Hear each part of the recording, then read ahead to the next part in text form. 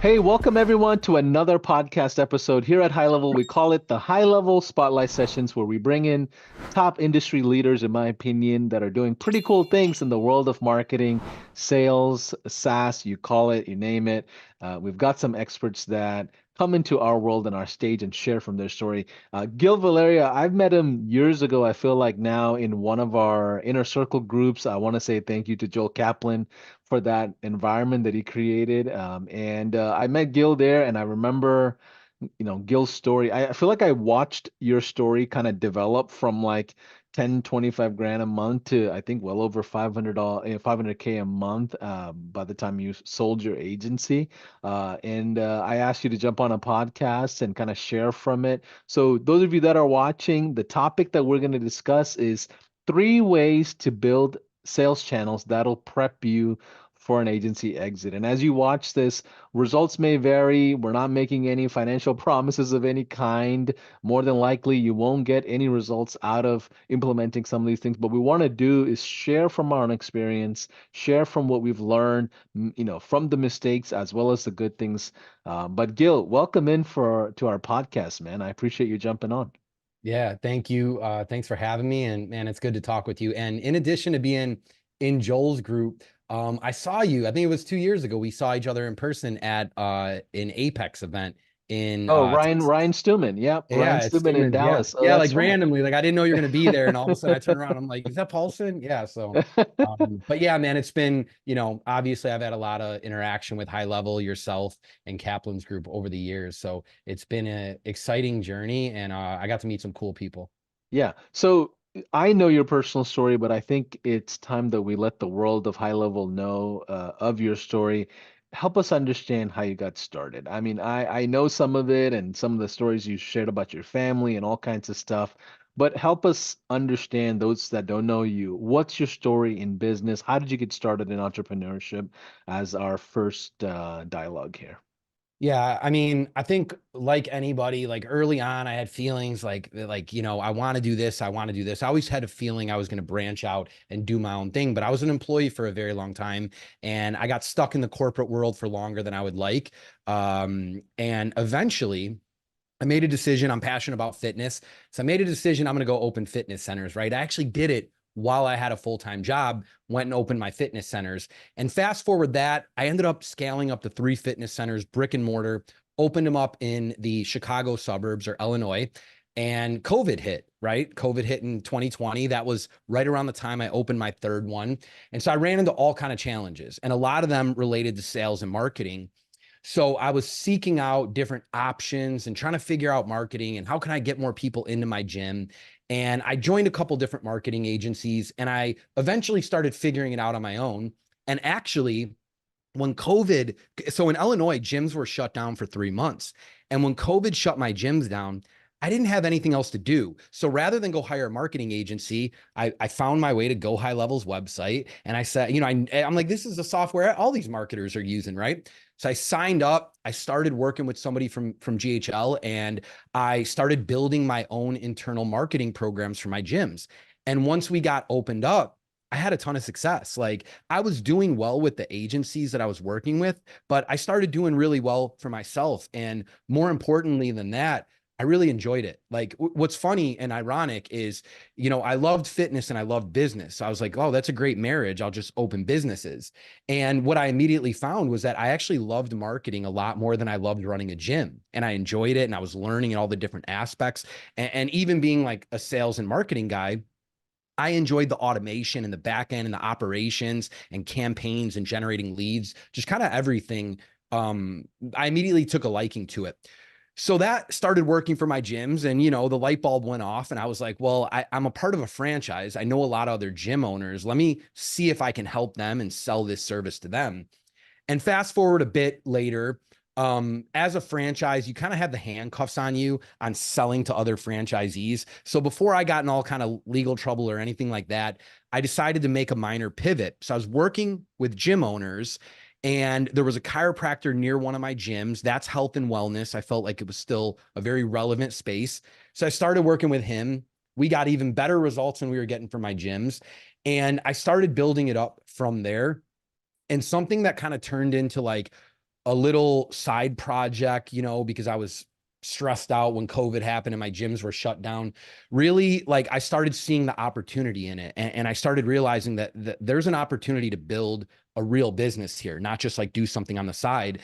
And I ended up looking to sell and exit my gyms. That took some time, but I sold the gyms, went all in on the marketing agency, and then it was just an absolutely wild ride from there. As you mentioned, you know, I joined Kaplan's group because I didn't know the first thing about building a marketing agency. So I kind of got my foundation in that group, and you know, I built it quickly. You know, I went from like the story, and Joel knows, he shared it in his community, is when I joined his program, I was doing $4,000 a month in revenue, and that was like October of 2020. And by October 2020, yeah, I'm making sure I'm not getting the years incorrect. And by 2020, by March of 2021, we had crossed the $100,000 monthly revenue milestone. And then, you know, from there, it was like another 13 to 16 months. We ended up hitting 250, 350, 400, and ended up breaking 500. So, you know, I'm grateful. It was amazing. And I actually got a message from a fellow agency owner that was a friend of mine the other day. So I want to throw this out there because you made a good point when you opened up. Like, the things that I'll share doesn't mean everybody's going to go out there and make 500K, right? There's a lot of luck, circumstances, and certain things that kind of have to align to scale that quickly. But, you know, he sent me a message, and he's like the sweetest, kindest guy ever. And he just sent me a message, and he's like, I'm not going to lie, I'm a little jealous and envious of how quick you just built this agency, scaled it, and then sold it, you know? And he's like, was it really that easy? And, you know, my short answer to him was like, no, it wasn't that easy. There was years of entrepreneurial failure behind that, between my gyms and other businesses. There was frustration. There was years of working in the corporate world to develop my sales, you know, skills and experience, and really taking too long to leave the corporate world before I actually made the dive into being an entrepreneur, a full-time entrepreneur. So, you know, I just always like put this disclaimer out there because I know how hard entrepreneurship is, and I know how frustrating it could be. And the last thing I want to do is add a message out there that makes people feel inadequate, right? Oh, Gil went from this number to this number in this short amount of time. And I think as entrepreneurs, we can look at that and feel like, oh, we're doing something wrong, or we're not enough, or maybe these other people are just better than me. That's almost never the case. There's almost always a backstory, something else that has happened that you don't know about, you know? So it's like, on the surface, it looks like one thing, but it's not always like that. It's hard for everybody. Everybody goes through challenges and, you know, has stressful nights and all the same things. So, including me. Absolutely. Yeah. Absolutely. And again, you know, when we shared this story, even before I had reached out to jump on a call with you about the podcast, I was like, well, I remember the different milestones you were hitting in different coaching programs that we were all part of. I remember you coming into those Q&A calls and leadership calls and accountability calls where you're like, guys, I have this problem. I have this much XYZ clients. I have this happening. I remember like watching when you say 2020 to 2023 or whatever, like I remember seeing the trenches of what you were going through. And one thing I know about you is like you're very elite in sales and prospecting. Like you're relentless, and that's not a common thing among marketers. So I think your results are unique to you, but it's very like I wasn't surprised at all when I think Joel put out I think you had a call with them. There was like a coaching call where you had came in and shared, hey, things that you've learned from hitting almost, you know, 500K or whatever a month and kind of figuring out ways to sustain it.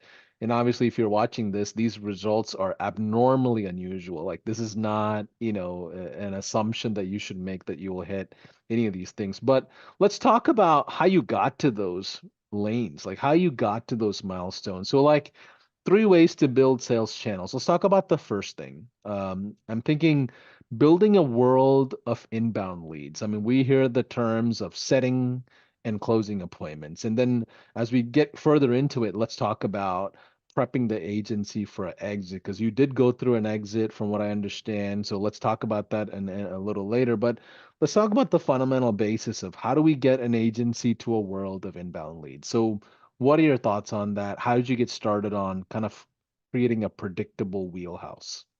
Yeah. And this is like important and a very good topic. I'm gonna lean a little bit more into the philosophical thoughts around sales and marketing and lead generation, because we could talk tactics all day, but there's a million even contractors or white label companies or partners out there that can set up email outreach, can even do your paid advertising, could set up cold DMs, every channel. Alex Hermosi just released a book that told everybody everything, right? It's all there. Yet why is not 100% of marketing agencies successful after consuming that book, right? And my response to that, my answer to that is, just because you understand and know the strategies doesn't mean you're actually doing what's needed and implementing them in your business. And in a marketing agency or in any business, there's a lot of distractions, right? And what I mean is, like,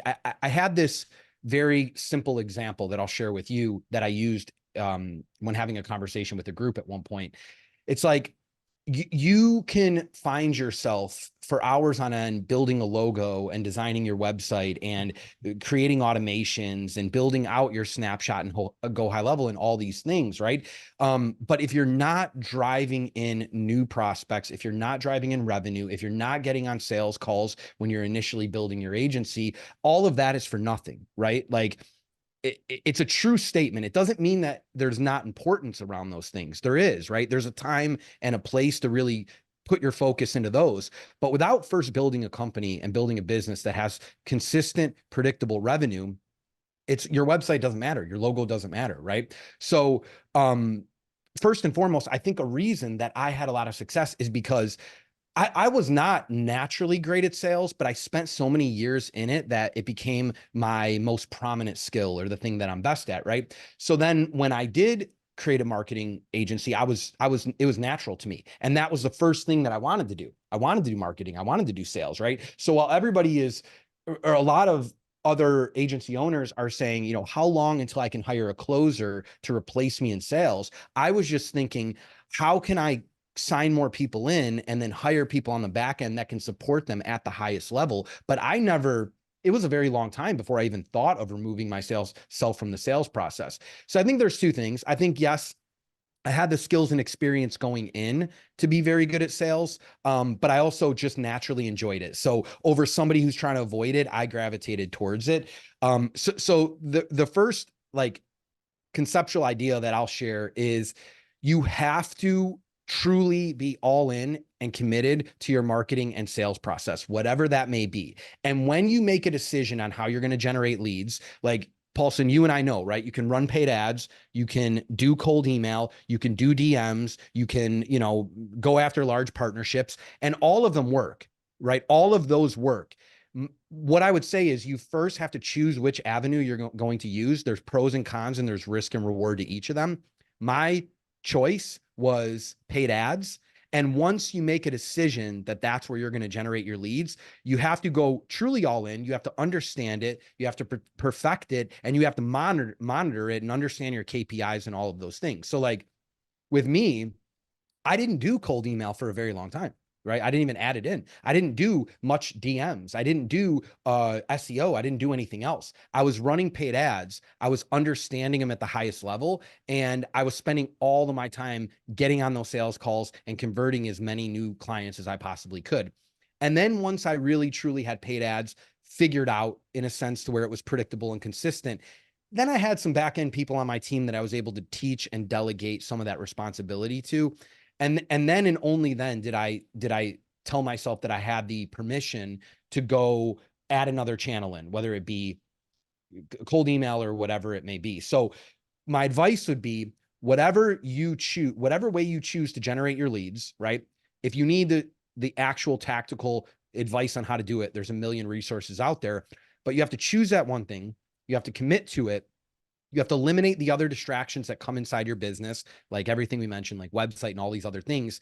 And until you have a significant amount of revenue and resources coming in, you don't get to stray away from that, right? And until you figure it out fully and really understand it, don't add another channel in. Having 5 channels running all at once that are mediocre and half-assed is not going to result in success, right? So choose the one thing, understand it, do it really well, perfect it, spend the time and energy on it, and then move on to the next thing. So So, hope that. so what, yeah, what you're saying, Gil, is basically instead of doing cold email and cold calling, Facebook ads, events and influencers and stages and all this stuff all at once, if you're just starting out, once you have an offer kind of verified, maybe you have a beta test or some kind of case study that's built out, you have some proof in the pudding of the offer. What you're saying is go all in on one channel until it's stable and to a point where it's moving on its own before you move into another thing. Yeah, yeah, because they all work. There's agencies built around each individual channel, right? Where the majority of their revenue that their majority of their acquisition is coming from any one of the channels you just mentioned, right? So in my opinion, the only difference is the CEO and the agency being able to monetize consistently that single channel because they're really, really good at it, right? So pick your thing, get really, really good at it. It's the same concept that I try to share and apply to niching down, right? Or adding additional. It's like a lot of agency owners come in thinking if I just open up my TAM and I work with HVAC and medical and chiropractors and gyms and all of these things, I'm going to have more of an opportunity pool to sell to. Therefore, I'll get more deals. I'll have more revenue. It's not the truth, right? The truth is, and everybody knows this now, it's common knowledge, right? The truth is when you select a niche, you have the ability to be a specialist and not a generalist, right? So you can be really good at that one thing. You can fulfill well, you can sell well, you can articulate your value proposition, and you can acquire clients really well, right? It's actually the opposite. So don't start with a large TAM. Once you get big and you have resources and you got 40 people behind you, now you have the opportunity and the privilege to say, we're doing chiropractic, we're going to add in med spas, we're going to add in fitness, we're going to add in physical therapy, whatever, right? That's when I believe like is a time to expand TAM. So I apply that same concept to my acquisition channels. Paid ads alone can drive a ton of revenue. You can run a multi-million-dollar agency with paid ads alone. So figure that channel out if that's the one you so choose. Perfect it, get really good at it, be hyper focused on what's going on there. Then once you figure it out, delegate it, and then go add in cold email, or then go add in speaking on stages or attending events in person or whatever other opportunities are out there. I'll add this one caveat to all of it. I think a huge opportunity that's missed in the agency space out of all the different acquisition channels is large franchise and partnerships, right? It doesn't only have to be franchise, but large partnerships. I have two very close people that I interact with regularly that run agencies, both very successful. And the one thing the three of us all had in common, we all acquired very large partners or franchises. I don't think it's a necessity. There's companies out there like Gym Launch that just had massive amounts of individual clients, but I do think it gives you stability and consistency and the ability to fulfill at a high level for one group of people so that you can go and deal with the volatility that comes behind paid ads and everything else, right? It gives you that like security on the back end that I have these 80 clients or 90 clients or whatever that are probably going to always be there, that are going to churn at a lower percentage, which makes me feel like my business is not going to explode at any moment. Therefore, I could spend time figuring out this other harder acquisition channel. And not to get too long-winded here, but this is an important thing to understand. A lot of agency owners that I've conversed with believe that going after the whale, going after the large franchise or large coaching group, it's such a big mountain to climb, right? It's like, how am I going to land this account with 100 offices, right? The truth is, those people that make the decision have less noise in their inboxes, their phone, whatever it may be, because it's the individual, like let's use the gym, for example. The large franchise owner operator is getting less messages from marketing agencies than the individual. The individual is inundated with emails, with phones, with paid ads, all of that. So their overload, they have all these different decisions, people that they can choose from. If you can get past the gatekeeper in these large organizations, it's actually less competitive. Isn't that wild? It's less competitive. In RFP processes that I've been a part of in large groups, it's only like 3 people, right? I'm bidding and competing for hundreds of individual offices against only 2 to 3 other people. Versus if I go to one individual office or one gym or one chiropractor, there's like 50 agencies they've heard of, right? They see a different ad every single day with a different face. So doesn't mean that you eliminate the individuals. Go after those. Get the ones and twos. They're easier and quicker, shorter sales process. But if you're really truly vested and you're all in on the long-term success of an agency, go after the whales. And if and when you land one, it completely changes your business.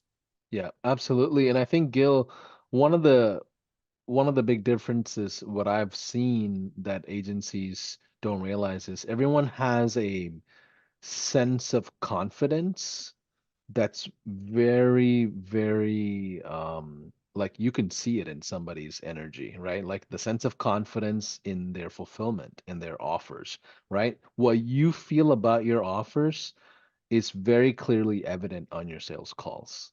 And that's what drives these relationships. Like if I know but that my offer is amazing and it's better than everybody else's, I'm gonna feel really confident going after a whale versus if I'm like mixing, results and I don't have, I just have a C plus grade or a B plus report card on how my agency performs for clients. Like I'm not going to feel that confident going after these big aggressive players or even build up multiple sales channels, right? So can you share how you develop that confidence around your offers, especially when it comes to building out sales channels and inbound leads? Yeah. Yeah. Same thing. I'll start with like a philosophical answer to that. And then, I could share some tactical things that we implemented and did that I think are very helpful. But if as a you have to build culture in any business, right? An agency, whatever, you have to build a culture, right? And the culture really does typically stem from the CEO. So if you're building culture in your business, right? And for example, if your culture is that we are going to reinvest in the business, we're going to do our best, we're going to do everything we possibly can to fulfill at the highest level for our clients. We are going to care not only for our employees, but we're going to truly, genuinely care about our customers, right? And like, we know that if we're investing in resources for our business, there is not going to be any trick or magic bullet or wand that a competing agency is going to have over us, right? Whether it be AI nurture integration, or whether it be some type of snapshot, or whether it be a certain ad copy or way to structure your ads. I was always confident because I was actually investing the time and energy, both in a sense with money, with the people I was hiring, and with the time that we were investing in our fulfillment process. I was always confident that there was no other chiropractic marketing agency out there that was doing something magical that we weren't doing, right? They might have been making big promises on their guarantees or their paid ads, but on the back end, I knew in my heart they were not doing anything that we weren't doing. And then the second part of that was, I know that I genuinely cared about every single client that we ever acquired, right? So when you have those two things combined, when you're actually doing the work on the back end, you're reinvesting in your business, and you really care, when a prospect shows up to, let's say, a sales call, I almost felt it wasn't just like conviction or confidence. I almost felt an obligation, like a sense of responsibility to convince this client to work with me, because if they don't, I don't know who the next person they're going to have a conversation with, right? I don't know what their fulfillment looks like. So I really believed in that. And then just like a more overarching thought that I always had was, go high level combined with paid advertising for like brick and mortar businesses like I worked with is amazing. It's so, if you went back 20 years and introduced this to a business, they would be absolutely blown away, right? You have to go back in time and think about the marketing channels that brick and mortar businesses, and really all of them, but let's talk brick and mortar. You have to think about the options that they had. Like, what did they have? Billboards, mailers, physically going out and doing screenings or, gym events or whatever in Yeah. person, right? You can't track that. You don't know, what the turnout's going to be. I know people have spent thousands of dollars on billboards, right? Local businesses. And I say, hey, what did you get from this? Well, I don't know. My face is on a billboard, right? So while there's a lot of scrutiny around paid advertising and paid marketing and lead generation, if this is, the business that you're in, not just SaaS alone, I felt very confident that every brick and mortar business should be doing this. I'm like, this is, we're addicted to these things. We're on these things all the time. We're always scrolling, right? So it's like, if I could sit in front of a brick and mortar business owner, a chiropractor, a gym or whatever, and say, I can put your ad in front of hundreds of thousands of people locally on this phone, and I care about your results, and I'm going to try the hardest I can, and I've invested all the resources in building the best possible business I can. Like, how could you not have conviction when you're having conversations with them, right? So you're not always going to get, like, if there's agency owners out there listening, you're not always going to get the best results for your clients. And when you run paid ads, there's going to be big expectations with those clients coming in. But if you really care, if you're really truly reinvesting time, energy, resources into your business, and if you believe in the channels and the way that you're advertising for your clients, you have an obligation and a duty to convince those people to work with you. And then you have a, responsibility to work your ass off to get them the result. Doesn't mean they're always going to get the result, but the ones that don't, I slept well at night knowing there was nothing else that could be done for them, you know? I love that. And as we go in deeper into this conversation, what we're doing is kind of mapping out three ways to build sales channels that preps your agency for like an exit. Because that's one thing that Gil has done that a lot of agency owners has not done. So the second thing is let's talk about the entrepreneur. Like, how do you create an assembly line that's worth your time and effort? Because in reality, agency CEO burnout is like pretty common, and sometimes they know it, sometimes they don't. You find a lot of us going into like these volatile mental like, cycles that sometimes you're encouraged, sometimes you're not. But how did you build an assembly line that's worth your time and effort that provided some, stability for yourself as the entrepreneur or the CEO? Yeah, I mean, the first part of that is the last two things we talked about. You have to have revenue and deals and acquisition and sales and money coming in, because that's the number one cause of stress around entrepreneurs, right? If deals are flying in and if money is racking up every single month and if Yeah, your revenue is growing, I guarantee your stress levels are going to be yeah. lower. It doesn't mean they're going to be gone or not non-existent, but they're going to be lower. So you have to first build, my phrase was, you have to first build a sales organization before you even build a marketing company, right? You have to fulfill, you have to meet your obligations to your clients, contractual guarantees and all that, but you have to have a sales operation or you're not going to have money coming in. Once you've done that, I went through this transition phase and I couldn't tell you exactly when it was, but I wore a lot of hats in the agency initially. And then even as we started to grow, right. And it's what is needed in the business, right? You have to do that. That's part of building any business. You got to be able to do everything, right? But there does come a time where you have to make a transition, and where you as a CEO and owner of the business, getting into client accounts and doing media buying or getting on client check-in calls no longer makes sense, right?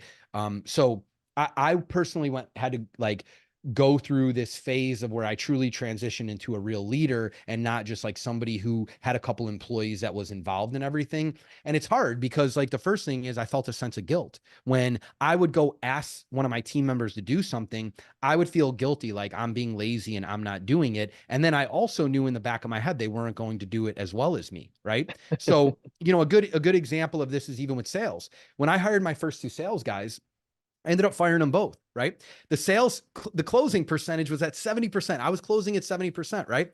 I Yeah. bring these two guys in, and these guys are very skilled, very experienced, committed. There was nothing wrong with them, right? But it dropped all the way down to 20%, right? There was a lot of dynamics and variables that were different. So we dropped down to 20%. And I immediately said, I'm running paid ads. This is expensive. You guys got to go, man. I got rid of them and I got back on sales calls. This is going to fix everything, right?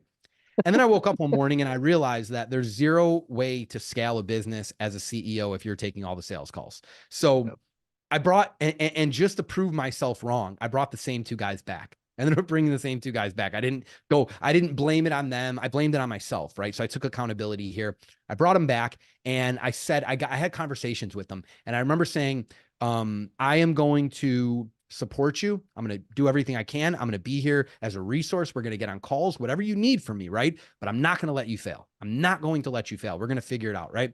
And that was more of a commitment to myself than them, right? That was a commitment to, I'm going to scale this business and it's going to have to be people that allow me to scale the business. So that was like kind of a, um, transitional phase in my Yeah. entrepreneurial journey where I feel like I really turned into a true CEO or a leader. And, then not only was I read a book, Buy Back Your Time too, not that long ago, which is just a phenomenal book. If you're Yeah. listening, Was that Dan go Martell or Dan somebody else? Martell. Yeah. Yeah, Dan Yeah. Martell. Yeah, just Great phenomenal guy. book, man. I love Yeah. it. But that I feel like everything that I'm trying to explain here could be explained far more articulate in that book.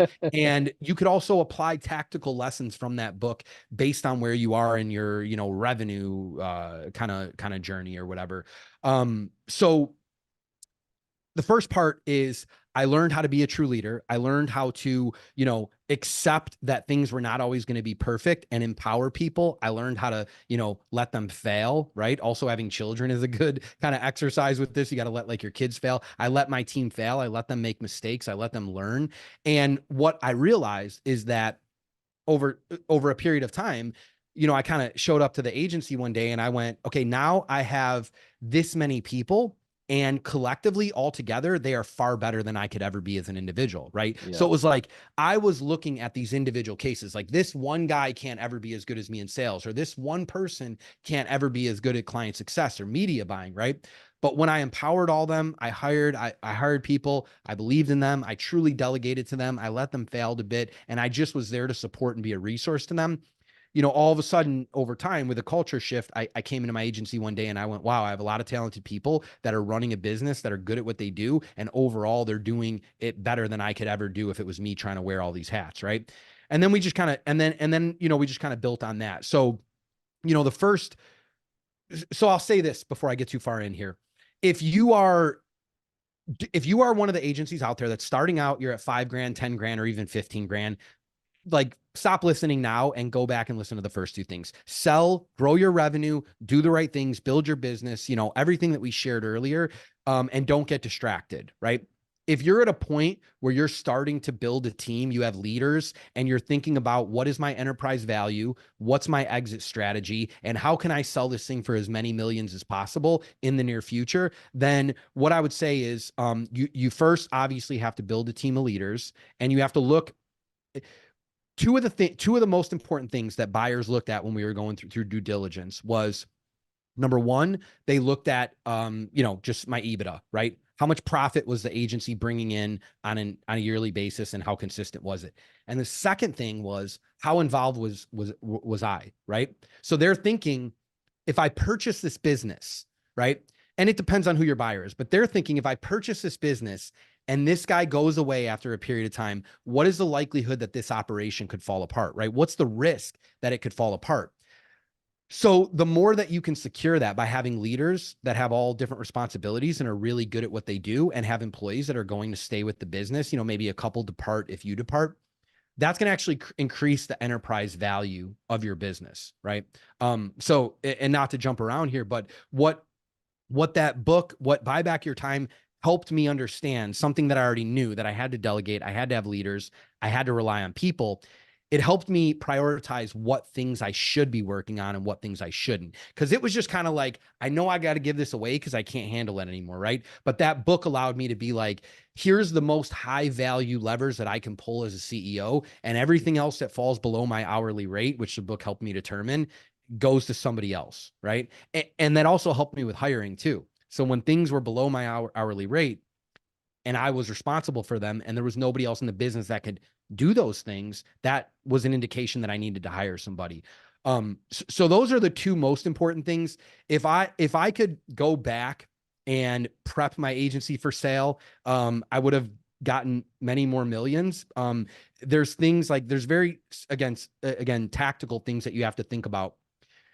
The more structured and more organized your back end is as far as SOPs, the more value that your business will have, because they're going to want to look into that and have a clear visibility. And here's where you can leverage Go High Level. And we started to do this transition.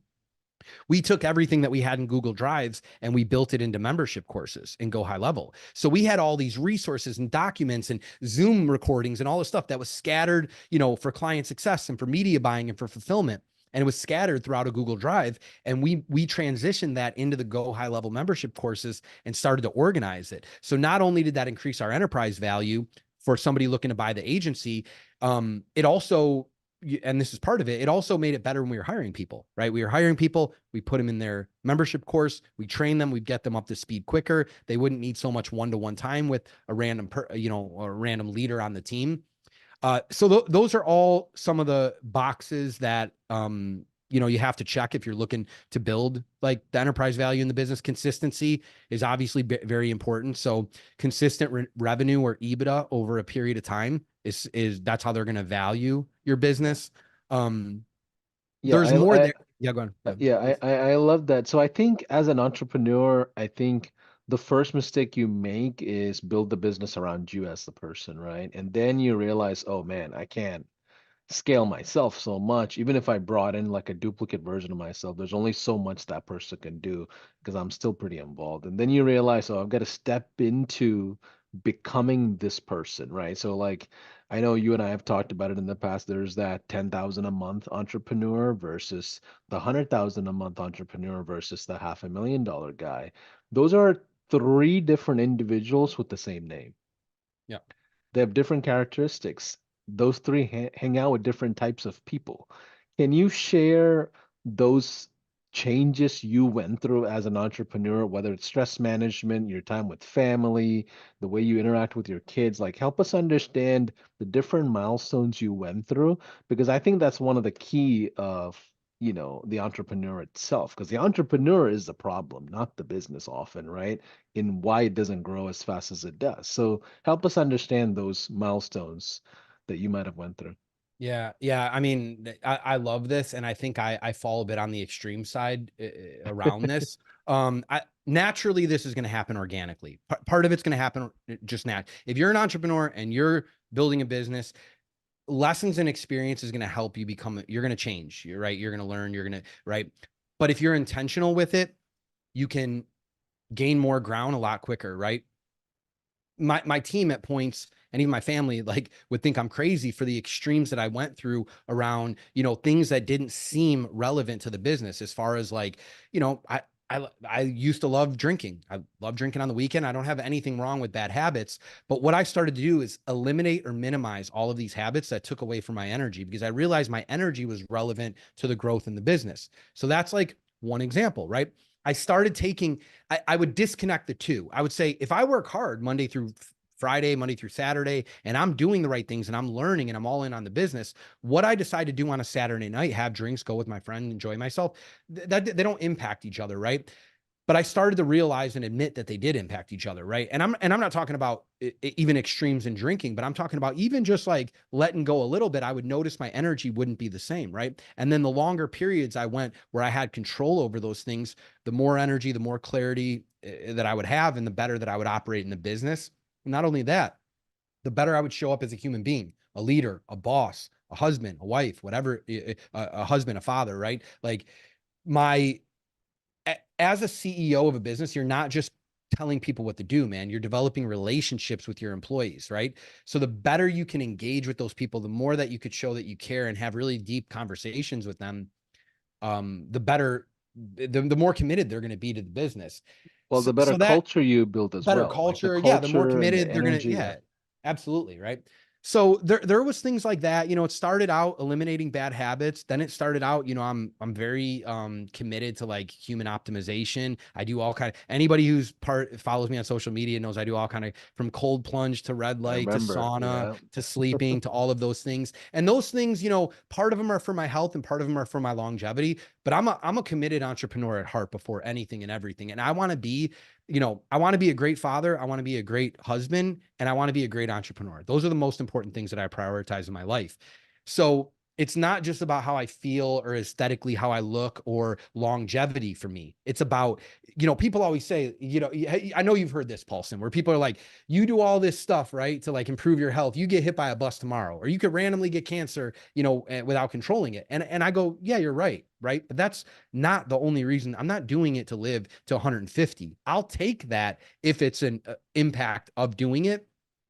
I want to be the best entrepreneur that I can possibly be. And if I don't have clarity in my cognition, if I don't have energy in the way that I show up, if I'm not able to focus on the task at hand and what needs to be done, there's no way I could be the best version of myself, because unfortunately, I was not gifted with the highest IQ or all these, all these other things. So I have to work hard at it, and that's all part of it with me. And The it's about being present in the moment too, right? Like I would go out to dinner with my wife once in a while, and she will know when I'm not present, even if I'm talking to her. She would like, Yeah. honey, is everything okay? And I'm like, yeah, I'm dealing with this big thing with business that I don't want to bring on to our date night. But she knows that I'm dealing with this thing, right? So like even other people will pick up energies of when you're not present. And same thing applies with your team, same thing applies with your culture. And those milestones we talked about, there's different requirements of presence that is needed from the entrepreneur, the leader, right? But I think you're one of the hardest working people I've ever met, from what I understand from all the stories, years of following you. And I think that's just innately your nature. Like you're not gonna, it's like what hell or high water, I'm gonna die trying. That's your mentality at full 100%. And is that something you've always had, like growing up? Is that like, or is that like an entrepreneurial thing? You just go all in on what you have on focus. Yeah, I mean, I think first of all, I'll just say thank you, because that compliment means a lot more to me than somebody telling me, "Oh, you're talented," or "you're just naturally a great salesperson," because it takes effort to do those things, and I know the effort I put in. So, thank you. Um, Sure. I I I do believe that there, at least with me, I can only speak from my experience. I do believe that most entrepreneurs, and for me, there was something there. There was always something there. I think that it took a lot of experience and a lot of maturity and a lot of intention and presence, what you're talking about, what you were just saying. I work with a coach, and 90% of what we talk about is intention, right? Like you can be a hardworking entrepreneur, but when you're with your wife, you have to be intentional about spending that time with her, or you have to be intentional about telling her, I need 10 minutes to handle this thing, and then I promise you'll have my full attention. um so I do think part of it was there, but I do think it was developed over time. And, you know, we're all a bit of products of our environment. And I think that I've had experiences in life that have shaped who I am. And, some people feel I'm extreme in the way that my philosophy around entrepreneurship and around business, but I feel very blessed. I feel very grateful for the opportunities that I've been given to build a business and build and help people and empower people and serve clients and all of these things. And I just feel a moral obligation that while I'm here and with the time that I have to do the most that I possibly can with it. So, when I say wild things like, I'm not going to drink, I'm not going to play video games, I'm not going to waste a second on any of this goofy stuff because I'm all in over here. That's just me. And I am a bit extreme. And, I put a post up earlier today. I got some slack for it, but like, if people enjoy golfing, if you enjoy being with your friends, if you enjoy video games, I'm not knocking you, right? I'm just saying, if you understand what you want out of life and you really, really love something and you want to see how far you can take it, then I've made a decision that anything that isn't contributing to that ultimate vision that I have, I don't have time for it, right? Maybe I will at some point. So, to answer your question, I think part of it was always in me, but I do think part of it is I built and kind of forged this person who I turned into over time. And it feels really good when you get clear on what you want and then you can go after it, and I'm just, again, man, I'm grateful. I'm grateful to talk to you. I'm grateful to Yeah. interact with Joel. Yeah. I'm grateful to have a business. It's, Yeah. yeah. And what's funny is like when you're the one who has the discipline and you're like that Kobe mentality guy at all things, you tend to somehow attract people like that. And friendships that I have in entrepreneurship are people that are absolutely cutthroat of what they do, and there's no other choice. I mean, it's either 100% or 0%. There's nothing in between, and that's that's the way it is. And I love that because that's what's going to drive you forward is who you surround yourself with. So as we kind of close out this conversation, help us understand how all this translated to building in developing your enterprise value as an agency? You went through an exit.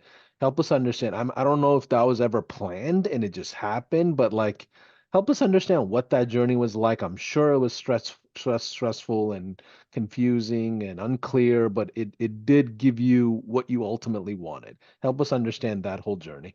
Yeah, I mean, you know, here's why agency owners shouldn't run from sales. The ability to articulate yourself, show value, and negotiate will pay off in more times than you can ever imagine, right? And it's just something that's always come natural to me, and I'm good at it and I enjoy it. There are multiplier windows that a broker or anybody will tell you is reasonable for an agency. I'll just tell you that I got way more than what's in those windows. And I also believe a lot more agency owners can get way more. So it depends on how well you can negotiate, what leverage you have, what value you can bring to that specific buyer, what leverage they have, right? I'm not talking about a win-lose. I'm talking about win-win situations. So, first of all, refine, develop your negotiation, your sales skills, and the way you articulate yourself, and you'll find ways to sell your agency for more. Um, the way that my agency ended up selling was out of like a horrible situation. I can't get into all the details on it, but Sure. I'll just tell you Yeah. we went through in 2023, early 2023, we went through one of the most horrific things I ever experienced in the agency. Pretty much we dealt with a hack. I could share that much. And it was at a time when it was happening to everybody, right? And we were a victim of that. And we had to fight back through it. And other things happened while we were battling back through it. But I had no intention of selling my business at all. And once that happened, I started thinking about having an exit strategy, right? It was at moments, if I'm being very honest and transparent, at moments it was like, I need to get out of this. Like it was like a fearful type energy. And then once I fought my way through it and I came to my senses and I showed up and I got through that, it turned into strategic energy. And I thought, okay, nobody wants to sell their business from a fearful place. You'll get the floor, you'll get wiped out, right? But you need to be strategic. And I thought to myself, I don't know if it's going to be a year from now, 2 years, or 5 years from now, but I need to start understanding what I'm doing, how I'm protecting myself, and when the right moment is. It's like trading stocks or crypto. Like you have to be strategic and understand what's your exit strategy, right? Is it forever, 20 years? Or like, are we trying to get out at the top of the bull run in crypto, right? So I started thinking about those things, and an opportunity came up to have a conversation with a private equity company. Had a conversation with them. They started engaging. They made a formal offer. And, this is public knowledge at this point now. My minority partner, who had been with me kind of since the beginning, he jumped in and said, no, I want to take over this business. He's actually a chiropractor, great friend of mine, business partner. He helped me build the company. He ended up exiting his chiropractic practice. He ended up buying the majority of the agency. I ended up, getting a good amount because of the way the deal negotiation went. He ended up overtaking a great agency that he was familiar with huge growth potential. So I guess, the lesson that I learned from that, number one, is almost every horrible scenario, most people this happens with, but almost every horrible scenario I've ever been through in life and business, something always good comes out of it. So if you're going through a challenging time, not to turn this into a motivational speech, if you're going through something challenging, try to slow down, take a breath, and figure out what it's teaching you. And if you don't know now, I guarantee in retrospect, you'll figure it out. But in addition to that, what I learned when that happened, that horrible incident, is that I wasn't thinking about it and I wasn't prepared.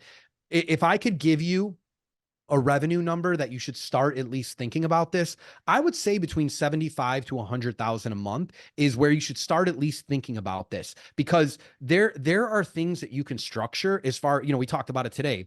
Large partnerships, looking at your EBITDA closely, removing yourself, right? Organizing your SOPs and your back end and your operations and your training and your systems, right? Even going out and trying to get an IP, which is something a lot of agencies don't think about. But these are things that can take years to do the right way. So if you're at that revenue number, you can start taking those steps now and know what your end game is. Like I have ownership in 2 agencies now. I don't run them, but I have 2 CEOs that I communicate with. And both of them I asked, what's your exit plan? What do you want? And they didn't know, right? So like we sat down and we figured that out. And then once they kind of said, oh, this is it, it was like, well, why? why do you want to do that? Why? What's next? Right. And we really got like, I really got to a point with them where I understand what they want to accomplish. And then now it's like, okay, cool. We could do this. Now we just have to have a plan to do it. Right. So that was my story, how it happened. And that would be my advice to anybody that's like up there about 75, 100. Like think about these things. I love that. So now how does that impact the team? Like there's a culture that's built where you're like the leader and you're like the resource that they can all go to. Like how does that culture get, kind of realigned? Yeah. In my specific case, it was probably the least painful it possibly could be for them because this is somebody they already knew, were familiar with, had a relationship with, that transitioned right into the business. He's also just a phenomenal guy. He cares, he's passionate.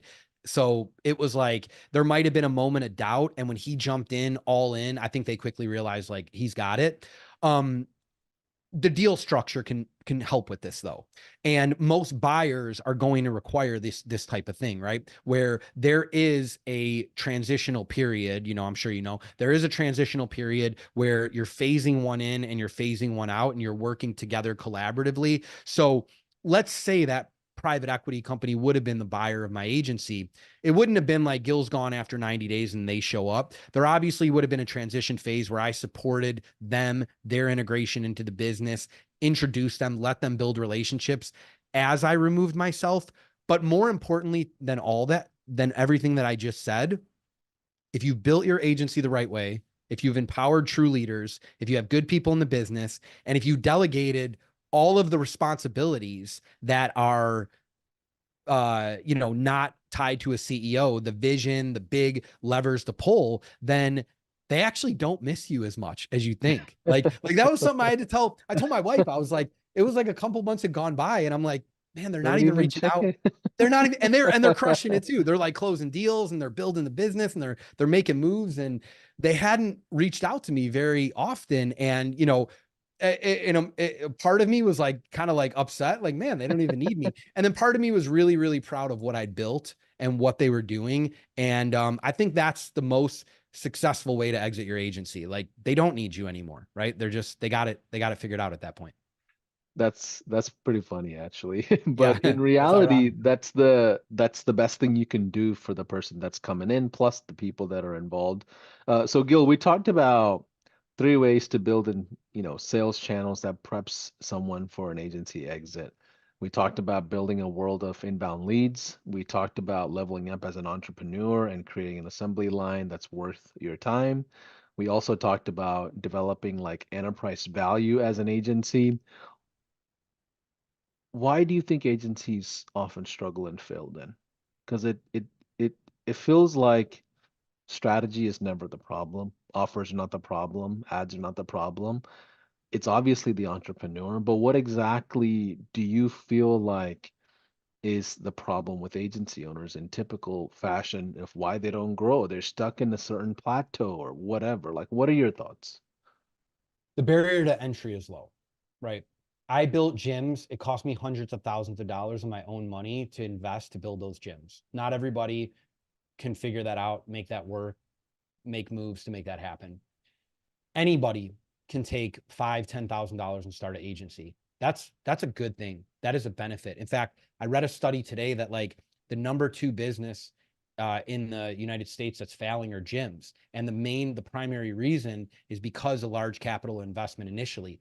That makes the agency space a very lucrative business, a very good business model because of the low capital investment overhead that you need to start it out. However, that allows people that are not truly ready to run this business jump in and start running the business. It allows them to close a couple deals. So I think you said it, right? It's the entrepreneur, right?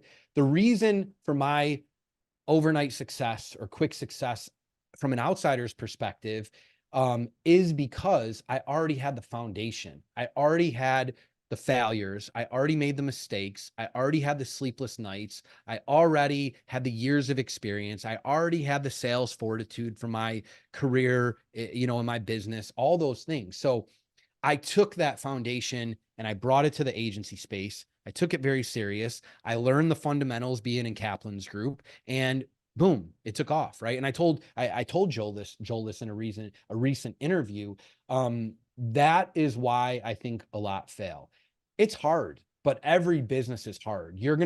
Like you're gonna run into challenges, and someone, probably Hermosi or someone, used this example, like there's always going to be challenges, right?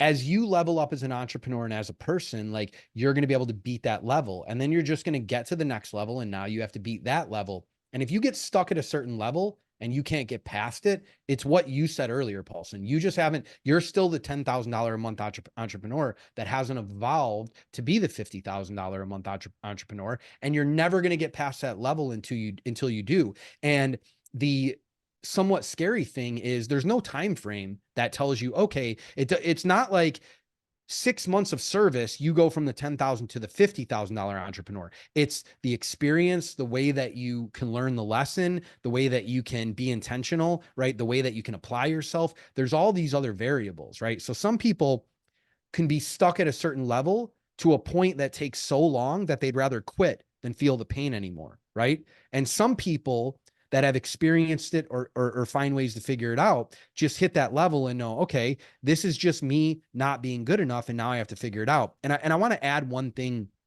to that, because one of the most important things in my evolutionary process as a person and as an entrepreneur is there's a lot of people on social media that are genuine and give genuine advice, but there's a lot of people that, excuse my language, are full of shit, right? And just say things, right? And if we got to beep that out, that's fine. But there's a lot of people that just say things, right? And the crazy part is a lot of those people believe it themselves. There were times at which I would be saying things and I would believe it, and then I would think about it and go, am I really that person? Do I really have the right to tell this person, here's the things you need to do, if I'm not actually doing those things, right? Same thing in marriage, same thing as a father, right? I think one of the biggest realizations that I've had, and this is not that long ago, recently, is that it doesn't matter what you or what anybody thinks about me, right? It doesn't matter the perception that I put on social media. What matters the most as an entrepreneur and having success is, are you truly, deeply the person that you say you are, right? So I have big goals on what I want to do next. I don't think I'm the person right now that can accomplish the goals that I have. And I could sit there and tell people that I am, and they might believe me. You might believe me. Everybody might believe me. But I know in my own heart, and I know myself, that I have to go truly become that person. I have to learn the lessons. I have to understand. I have to really put the work in order to accomplish the goal that I want to accomplish. So if you're stuck at 10,000, if you're stuck at 50,000, if you're stuck at 100, or if you're stuck at 10 million, I don't care, and you're not progressing towards where you want to be, you have to really do the internal work, truly do it, disconnect, do whatever's needed, and not just say it and not just believe, think, oh, this is where I am. Right. I love it. So, final thoughts, and speak to two different types of people, if you don't mind, Gil. Speak to the guy or a gal that started this whole marketing space business maybe less than 6 months ago. They're in the early trenches trying to prove out and build out some case studies. That's maybe where they are. And also speak to the guys and gals that have a team, they're crushing it, they've got hundreds of clients, but they're not happy. They're just kind of stuck in the weeds, or they're not a true leader or whatever. Speak to both of these types of people, because I think there's a lot of value there for someone like you. Yeah. I obviously like going high level, no pun intended. I like philosophical advice. I know there's tactical things that I could give them, but I like going there. So what I would say to the person starting out is, or at the, 5, 10, $15,000 marks, right? If you're an entrepreneur and this is what you truly want out of your life, there's no other option for you to find happiness, to find purpose, right? To find those things. Because if you quit and you go get a job, or you start over time and time again, right? You're never going to pass that level that we talked about. It's not the business model. It's not the vehicle you're in. It's you as a person being able to get past that level. I made a decision. I had a career where I made good money, good 6 figures a year, very easy. I was fulfilled. I was taken care of, made money, family was happy, right? But I wasn't pursuing my purpose. So I felt there was something missing there, right? So I quit this great job where I was making money to take no paycheck to pursue something that I wasn't sure about, right? If that's who you are, if you're an entrepreneur at heart, you're never going to be happy. You're never going to be fulfilled if you quit, you give up, and you go do something else. So it was easy for me to make a decision that I will bang my head against the wall for 5 years, for 10 years, for 20 years, as long as it takes to figure out a way to break through, because there's no other way I'm going to achieve my goal. There's no other way I'm going to find my purpose or my passion, right? I think that I see so many talented people that are early in the stages, that are learning, that are going through the struggle. They quit and they become a closer. They quit and they go apply for a job. They quit and they pivot to SaaS. They quit and they pivot to, whatever different type of business model.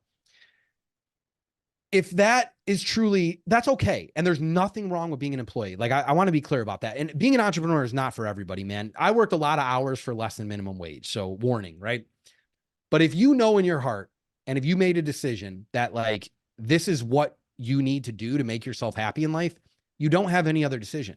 There's no other choice. You just have to go forward. You have to get better. You have to learn the lessons, and you have to do whatever it takes for as long as it takes. And when you do end up in the position that I am in now, there is a sense of satisfaction that I wish I could share with everybody, if I'm being honest with you, right? There's a long time. There's a lot of frustration there. There's stress. I got gray hairs and stuff that probably wouldn't be there if I wasn't an entrepreneur, but there is a sense of accomplishment and satisfaction when you get to a certain level. You quickly like put it on the shelf and then you go chase the next venture and chase the next goal.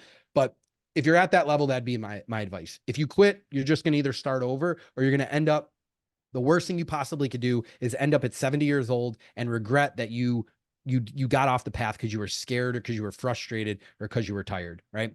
And on the flip side of that, the person that's had some success, 100 grand, 150 grand, that might be stuck, or might be, kind of, maybe not feeling passionate about their agency or their business anymore. I think for those people, gratitude is extremely important, right? I have an agency that I'm partnered with now. There's a CEO. He's a very smart guy. He's very good. And I sensed that he felt that, right? He felt like a little bit like, oh, why am I doing this? I don't know that I want to do this anymore, because it's hard, right? And those moments happen. But agency owners don't realize how hard it is to break those barriers, that 100K, that 150K. So if you've gotten there, you do have to take a step back and be grateful, because if you were yourself at $10,000 a month and you were able to visualize and see yourself now at 150,000 a month, you would pray daily that you were going to get to that point. But it's crazy how quick we get there, and then we just forget that how hard it was and how much we wanted that, right? So it's like, first, be grateful. Stop, smell the roses, understand the position you're in. Not everybody gets to build a business that does that much revenue, right? Be grateful for it. But take the lessons that we talked about here today, right? Like, if you're not getting to the next level, just accept it. I accept that my next goal, I'm not good enough right now for it. I know that, right? I've met people that are in the industry that I'm pursuing, and these people are light years ahead of me. It's not even, we're in different worlds, right? That's okay. I'm okay with that. But I know I'm going to do what's within my control to bridge the gap between them, right? And I'm gonna truly behind closed doors put the time and put the energy in, and I'm gonna do all the things I can to have the highest energy and be healthy and feel good. So I have, I'm the best version of myself to go into that. So hope they I get love something. that. Yeah. Absolutely. Gil, it was such an honor to have you on the podcast. And I'm grateful on that note to have met you and some of the people in our communities. We have a lot of people in common that are in our circles of entrepreneurship. So I appreciate them for that as well. But if you're watching this podcast and you don't have high level for whatever reason, jump into our spotlight session 30-day trial. It's in the description somewhere. But ultimately, I hope you got something out of this. Even if you're not a high level family member, if you're watching this on any of our channels or YouTube, I'll tell you one thing. Don't do entrepreneurship by yourself. It's typically not a good thing. Your family will suffer for it. your friends, your children, everybody will essentially feel the pressure that you're feeling because you typically will distribute out that energy. So it's always best to partner up with people. It's always best to surround yourself with the top five, Kobe Bryants that you respect. And I know that's what Gil has done in the past, had mentors, tons of groups that he's part of. I've met him in different events that we're all investing into ourselves and our own skill set. No matter where you are in entrepreneurship, I think you should continue investing into it. Gil, any final words or final thoughts as we kind of close out? Yeah, two things that I just like to share when we wrap. One, I'd just like to say for you, Paulson, man, you are an absolute asset to high level. Like your reach, people that I have interacted with, it's not just me that like has been in groups with you. Everybody knows you, everybody respects you, everybody loves to interact with you. You give value to people, they give value back to you. So I know you know this, and I know high level, your business there, you guys all know it, but you're an absolute asset, and your reach goes pretty far, man. So shout out to you. The second thing is, I know this is like a phrase that people use now, but I really don't at this point have anything to sell to anybody. But I do want to put this out there. So I have, since exiting my agency, I have started Limitless Capital, which is my own private equity firm, and I am investing in businesses that I believe in, CEOs that I believe in, and I'm bringing my experience, my knowledge to step in and help them scale. So I don't have a course to sell anybody. I don't have a service that I can provide. I don't have any private coaching that I could sell you. I'm not pitching anything to anybody here, but if you listen to this and you're an entrepreneur, and we have some income qualifications and experience qualifications, if you feel there's potential synergy between you and between myself, what I am looking for is driven, ambitious entrepreneurs that are looking to partner with like-minded people where we can collaborate and take our business to the next level. So if that's you and you're out there and you want more information, I have a free group where I just give a bunch of free stuff away so I can network and connect with people. And I'm also on Facebook, and my Yeah. business is Limitless Capital. So I'd love to connect with people. Yeah, and I think when you first started the group, I was like one of the first 10 or 15 people that joined the group, and I've seen you live stream in there several times. I remember being at an airport or getting ready to jump on a flight. I was listening to one of your live streams. I think there's a lot of value in what you bring to the table because you're a practitioner of building this type of business model. And you Yep. came from another whole world of brick and mortar small business type of thing, and now you're going into private equity. So I think, being on the ride with you is like a total privilege for anybody that would jump into this mix. But Gil, thanks Yeah. for saying yes to me, man. Yeah, absolutely. Yeah, and just part of that is what we talked about today. The exit is such a hard part of the business model. That also is my responsibility and duty to my portfolio companies. I'm the one out here negotiating an exit for them as part of a portfolio, which is something else. Like attaching your agency onto a larger portfolio allows for much larger multipliers and buyers. So there is my offer to people out there if they're interested. But I really don't have anything to sell anybody. So Paulson, I man, thank love you so it. much. For I sure. appreciate you.